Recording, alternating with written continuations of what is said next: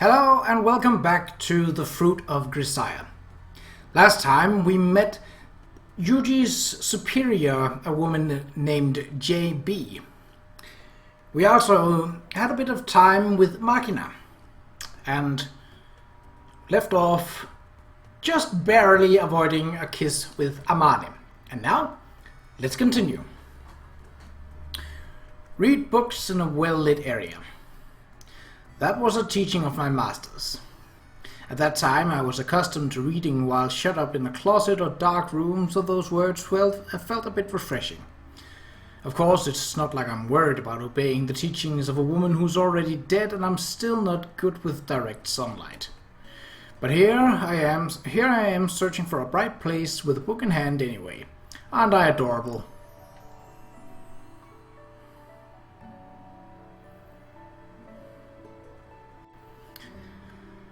No reason to wander around looking for a sunny place in this shitty heat. Stepping away from the air-conditioned school building, I unfold the school's admissions guide pamphlet. On the coded threefold brochure, there's a bird's-eye view illustration of the campus, with a mark to the south of the schoolhouse and annotated planned site of library construction. Planned site, meaning there isn't a library yet, I guess. Although there is something library-esque on the second floor of the school building, the collection only holds around 200 books. You can apply to have books stocked if you are after one in particular, and apparently a bookmobile replaces the existing collection every once in a while. But it doesn't seem like it's being used that heavily. In other words, there's no reason to go out of my way to borrow the key to use it. I brought my own books, and there are plenty of well-lit areas besides the library.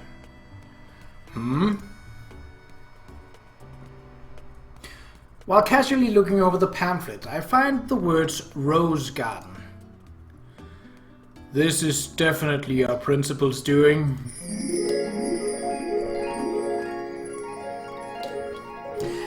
A rose garden is absolutely essential for a school attended by young maidens. At the entrance ceremony every year, the seniors can pin the roses they grew themselves on the chests of the new students. How beautiful! Or so I can easily imagine a certain woman who doesn't know how to act her age deluding herself. Pretty flowers might calm your mind, but they won't fill your belly. If you got room to grow them, it would be better used for an edible plant, but telling her that would probably just make things unpleasant. I'll just have to remember to greet Principal Tachibana with a "Good day, One-sama" next time I see her. A rose garden, eh? I don't have any interest in edible flowers, but I guess there would be a shade tree or two as well. Imagining myself reading under a tree surrounded by blooming roses bring a smirk to my face. Guided by these silly thoughts, I decide to head towards the rose garden for the first and only time. They call it a rose garden, but not a single one is in bloom. Based on the map, this is definitely the right spot. There's even a white arch that seems appropriate, but from what I can see, there aren't any roses in flower. Maybe the garden's still a work in progress, or perhaps they're cutting the buds during the summer. Well, not like I came to see the roses in the first place, so whatever.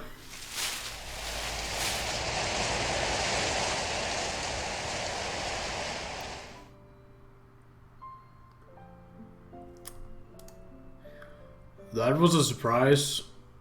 I wasn't expecting anyone else to be here. No, more importantly, what the heck is she doing?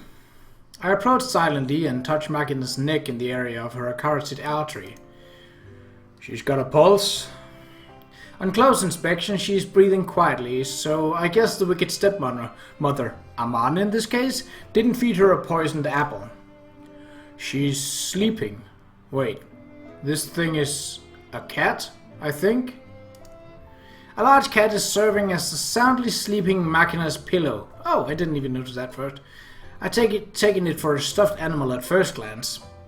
It sure looks like a fluffy toy, but when I draw close, stubby ears buried in its fur twitch like a miniature radar antennas.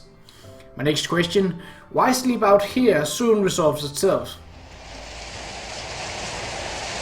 I see. It's definitely nice and cool here. Cats are knowledgeable about cool places, or so they used to say. As for Makina, I expect she was wandering around by herself as per usual, then grew exhausted and collapsed into a sudden sleep on the spot. I watched the partially gnawed apple on Makina's chest rise and fall with her breathing. She fell asleep in the middle of eating, just like a baby. I noticed that Makina's mouth is half open, dripping transparent drool. Not to mention her hair is a scruffy mess, the ribbon on her uniform is crooked, and she's wearing different socks on her left and right leg. What's with this girl? As I look down upon her, Makina suddenly snuffles noisily. Huh, what a weirdo. It's been a while since the last time I laughed at a woman's sleeping face. Even as I'm filled with the desire to keep watching, discomfort at the peaceful atmosphere of this place also wells up within me. At the moment I sense someone's watching me, and I look over to find that Makina's pillow cat has woken up and is staring up at me in surprise. Sorry to bother you. Go back to sleep. I leave them, taking care to avoid making noise, and sit down under a tree a little ways away. Phew. Wandering around as she pleases, then falling asleep in the nearest cool space when she gets tired. I see, she certainly does remind you of a cat. I'm envious. That's not sarcasm or anything. I am genuinely envious of Makina. I'm sure that she brings that little pocket of naturally peaceful space with her wherever she goes. I think that's something worth envying. It's probably very precious to her as well. Which might well be why she doesn't want to step outside this sanctuary of a school when she can avoid it. Inside this sanctuary, that would crumble in a moment without the protection of others. I wonder if the day will come when I too can sleep in that utterly defenseless way. Turning toward the sound, I noticed a fat white cat from before appearing from the direction of the thicket I just left. Rustling its way through the foliage on stubby legs, it stops suddenly when it spots me sitting under the shade of my tree. Glaring at me with sleepy-looking eyes, it lets out a single disgruntled meow. Meow. My bad. After getting suddenly awoken in the middle of a pleasant nap, it's only natural. If I were pulled out of bed on a Sunday morning by some pushy religious solicitors, I'm sure I'd make a similar face. Although the fat cat doesn't seem to have accepted my apology, he snuffles roughly and lumbers away from this place. As I'm watching the cat's dignified exit, the bushes start to rustle again. Nah. I hear the sound of a dim-witted creature awakening and lazily stretching out its body. When I take a look, Makina is crouched on the ground on all fours, bending her back. She really is a cat in human form. Makina opens her mouth, holds down a yaw, and rubs roughly at the tears spilling out of the corner of her eyes. After a restless look around the area, she draws herself up off the ground. It's not like I'm doing anything I need to be ashamed of, but before I realized it, I've hidden myself from her. After standing stock still for a moment, Makina takes a bite from the apple in her hand and wanders off briskly. Where's she off to now? It doesn't look like she's got any particular destination in mind. Driven by an interest I find difficult to pin down, I decide to quietly follow Makina. There's no regularity in Makina's actions. Just when I think she's walking straight towards something, she'll come to a sudden stop, look around restlessly, and head off in a different direction. Doesn't seem like she's lost or anything, so I suppose she's just moving wherever her whims take her. Unfortunately, that randomness makes it pretty tough to tail her. It wouldn't be a serious problem if she noticed me, but if I just call out to her now, I have the feeling she'll scamper off again. I skillfully hide my presence and continue shadowing her movements. Tailing a girl without her knowledge, objectively speaking, I guess this would be stalking. Just as I'm finally starting to get fed up with following Makina's directionless rambling, which resembles a random staggering of a sleepwalker rocket more than anything else, the rare wandering monster in the question comes to a sudden halt. Her resting place is an area on the outskirts of the school courtyard, in front of an artificial cement pond of uncertain purpose. Makina toddles her way up to the pond, thrusts her hand in a pocket of her skirt to retrieve some half-eaten white bread and starts tearing off chunks to throw into the water. Every time Makina's small hand hurls a bit of bread into the pond, a loud splashing sound resonates from the surface of the water. Apparently someone stocked it with fish, and she's feeding them. No, eat it all up, get nice and plump. She's fattening them up to eat. Ah! Clawfish! Clawfish? Makina looks around the area rapidly, grabs a short tree branch lying nearby, then leans over the depth of the pond and begins poking into the water. Although I was puzzled there for a moment, it seems like she's trying to capture a crawfish she spotted in the pond. Just a little clawfish, just a little closer. Come here. This looks risky. Given her character, it's obvious she'll be taking a fish for a dive into the pond very soon if I just sit here. I approach Makina from behind and call out to her. Hey, watch out or you'll fall into that pond.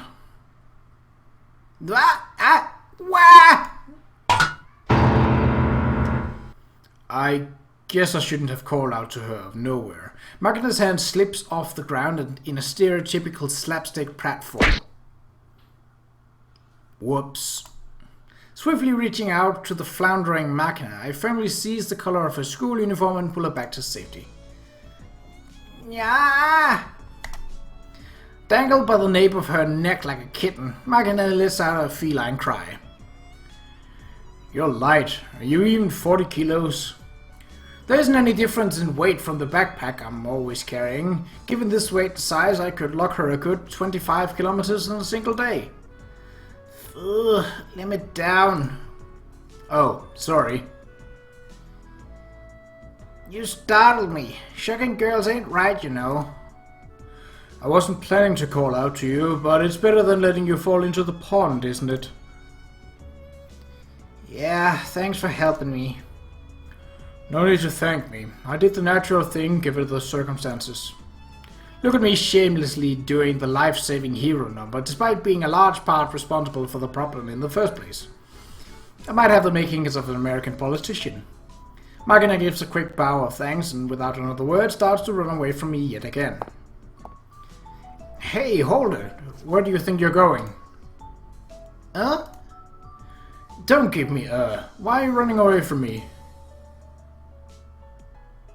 I'm not really running away or anything. Do I need something?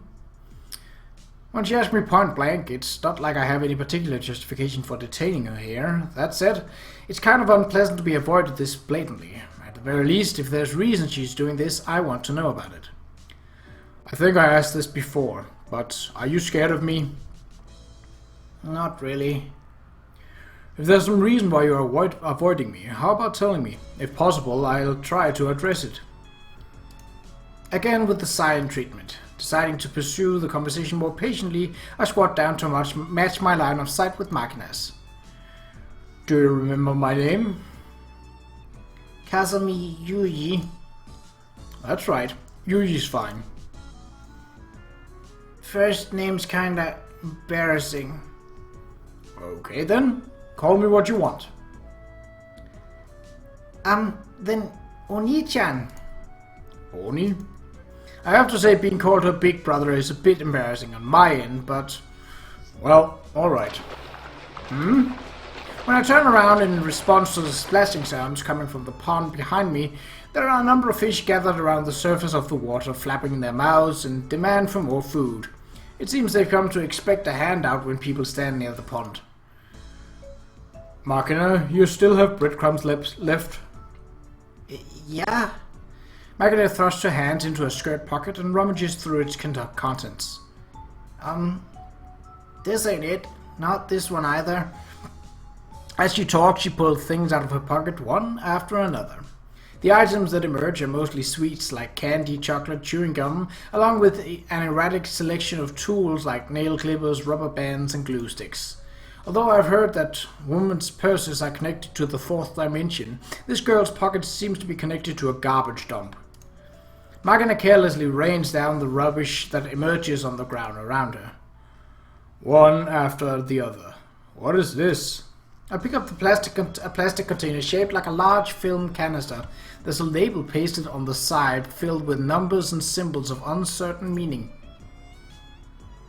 Ah, don't! That's Ramune candy for Qa'Rajh. Give it back! I'm not gonna steal it or anything. Here, take it.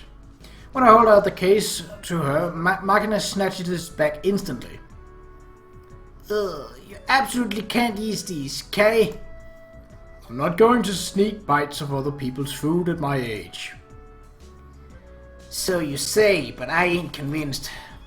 The world's a cruel place. I've known a certain oversized woman to say things like that and then go gorge herself in secrets until she's drowning in pleasure. Amane, huh?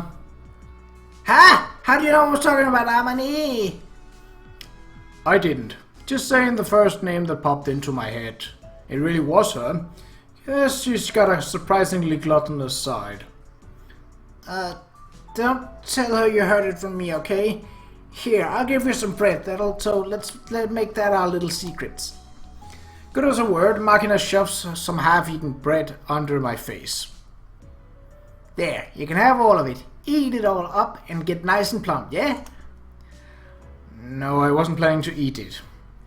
I take the bread scraps from Makina, tear off some small pieces and throw them into the pond. The fish at the surface struggle like a pack of piranha for the food, messily gulping it all down.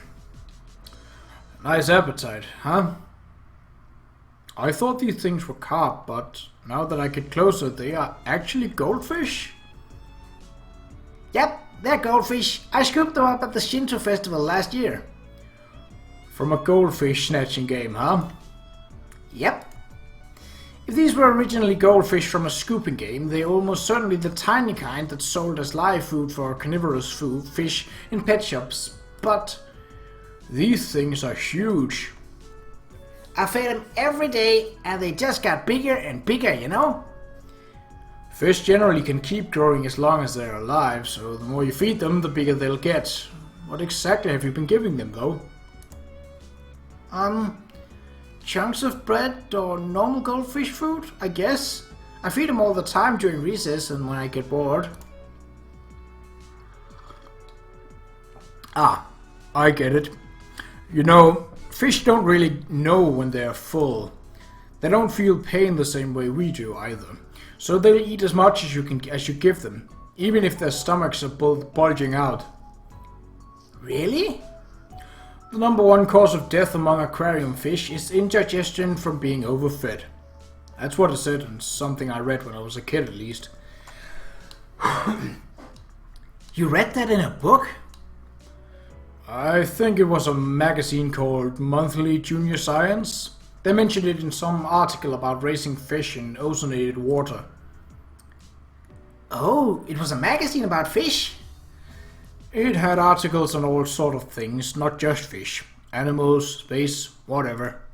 My older sister was a seriously dedicated reader. I'd pick up magazines like that when she was finished, although half of it went over my head. As I'm recalling the content of the science magazines I had read back then, I suddenly remember something. Hey, Makina, you had some pickled squid in that pocket, didn't you? Strange. Yeah, I do, but you giving it to the fish? No, just take it out for now. Also, have anything we could use as string? Got some cotton sewing thread? Why? You'll see. Receiving the squid from Makina, I firmly tie one of the end of the thread around it, and then knot the other one to a tree branch I picked up at random. A fishing rod? Exactly. So now I toss the squid dangling by the thread into the pond.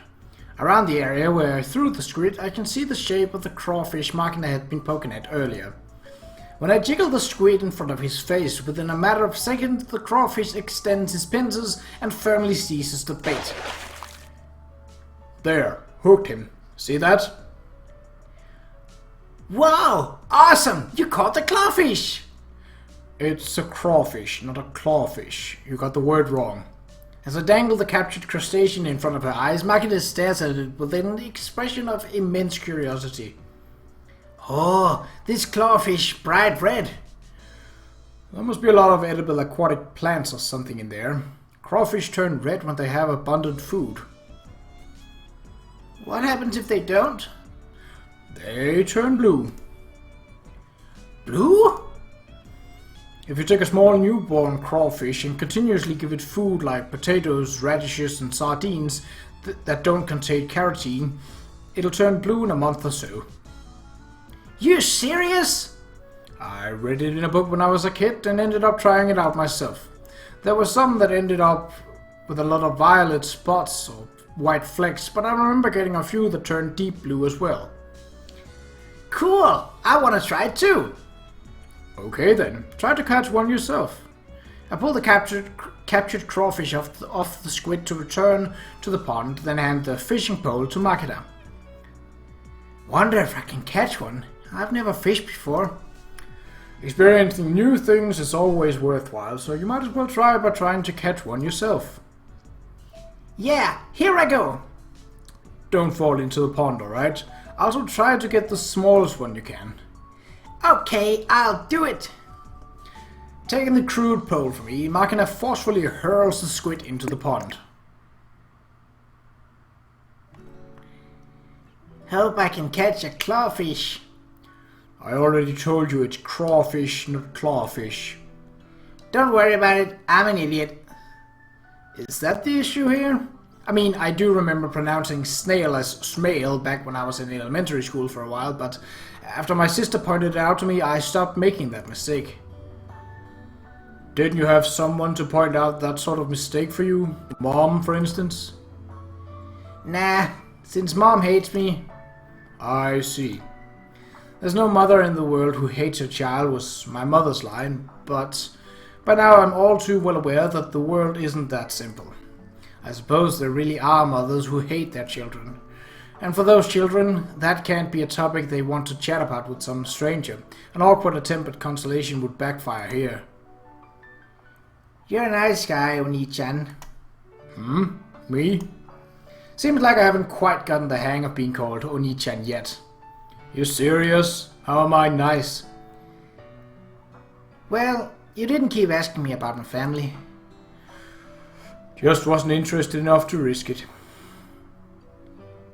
You're not interested in why I'm hated? I stare steadily at Makina's small back silhouetted against the pond. If you want to talk, I'll listen. Well, it's because I'm an idiot. Don't they say that kids are cuter when they are a little dumb? You shouldn't underestimate how dumb I am, okay? Might not look it, but I'm an infamous dyed-in-the-wool idiot. Can't say I've ever heard anyone with that fierce a reputation for being stupid before. Well, don't worry about it. There's nothing but idiots in my vicinity, including me. You know, Oni-chan, I haven't been avoiding you because I hate you, you know? It's because I don't want you to hate me. Don't want you to think I'm a stupid kid. That's why I've been staying away. It's like I said, I'm surrounded by idiots. If I went around hating people for something like that, I'd run out of my supply of hate real fast. Well, there certainly are people who can't hold together their fragile sense of self-worth except by looking down on others. Even a few true idiots who take those emotions to the extreme become dictators or cult leaders and launch hunts against their inferiors. But why assume you'll be hated over something like that anyway? That way of thinking seems counterproductive. Debase yourself by saying, I'm just an idiot, and you'll puff up the many self-styled geniuses of the world. But you know, I'm not pretty like Amane, I'm not smart like Yumi-chan, and I don't have any talents or anything. There's no point in standing around with your mouth open waiting for talent to fall from the sky. You make your own. How? No matter what you're doing, the most essential thing is to not give up. Fall as many times as it takes. Keep trying persistently until you can call yourself average. Even then, you're still just average. Average is just fine. If you can collect a nice group of average level skills, that's already above average. You've just created your own sort of talent. Being a hard worker is a talent in its own right, were my sister's words. And from that group of average skills, you can work to improve further on the things you think you're suited for. A person blessed with talent, in a manner of speaking, is just someone who found a path well suited to them early on. When you get down to it, people can accomplish nearly anything as long as they don't give up. Obvious, but it's true. On the other hand, guys who give up the first setback will never get anything done. There's no need to rush. You're still a kid, you got time. Try out anything and everything, struggle around as much as you want. I rest my hand on Makina's head with a gentle thump. It's just about the right height for this sort of thing. That's what school is for, right? You think so? At the very least, I think the principal wants the school to be that sort of place, so you might as well throw out your chest and do as many stupid things as you want, with pride. Of course, if this girl ends up doing something truly dramatically stupid, the principal will be the one facing the music, so I'm probably overstepping my bounds just a bit here. So it's okay if I'm dumb? Why not? Being dumb is fine. In the first place, guys who go around calling themselves geniuses are either weaklings with fragile egos, or jokers choosing the line to get a laugh. And even if you are some genius, that just makes it easy to mistake yourself for a perfect human and start slacking off. Hairs like that get passed by the tortoises of this world eventually. Kay, you really are a nice guy, Oni-chan. Don't get me wrong, I just wanted to try playing the nice guy for a bit. You shouldn't trust me that easily, got it? Ah, I know this. It's that Sundara thing Qa'Rajh's always practicing, you know? Don't misunderstand and all that. How to put this? I'm not sure how I feel about being put in the same boat as that girl. Makina, I think you got a bite. Oh, what do I do? No need to rush. Slowly pull it out of the water. Whoa, clawfish! Ah, oops, I caught a crawfish. I caught it! See? People can do anything if they try. So don't give up before you start, okay? Yeah, I'm feeling kinda confident all of a sudden. I want to take this crawfish to my room and try that experiment to turn it blue. Okay then. You should go to Amane or Sachi and see if you can find an aquarium to raise it in. Make sure only to feed it stuff without carotene. Radishes, potatoes, sardines, that sort of thing? Oh, you remembered. I put my hand on Makina's head and ruffle her hair around roughly. Hehehe. Might be a little hard to believe, but my memory is actually pretty dang good. Alright, better get that crawfish in the water while it's still in good shape. Don't overfeed it, okay? Yeah, got it. Thanks, Oni-chan. Will you play with me once again? Will you play with me again? Yeah. See you later. Thanks. Makina is still clutching the crawfish, waves her hand cheerfully and takes off at full speed towards the door. Thanks, huh? I don't recall doing anything worthy of much gratitude, but regardless, hearing such a happy thanks feels kind of pleasant. Maybe it's because I was raised in an environment where such words were very rare, but I think being able to thank others so freely is also a sort of a talent. It probably seems perfectly commonplace to her, so I'm sure she's not even conscious of that skill. I sort of get that feeling. She may just be overlooking the talent she does have. Ah, I get it. I guess that's what makes her an idiot. They say that idiots don't catch colds, but it's probably more accurate to say that idiots don't realize when they've caught a cold. In the same way, because Makina is an idiot, she probably is oblivious to her own abilities. Honestly, what a weird girl. But then again, weird people are rarely boring. Or so I think, basking in the peaceful, sluggish atmosphere Makina left in her wake. And that's where we'll call this episode. So, we'll see what Michiru has in store for us in the next episode. But until then, take care.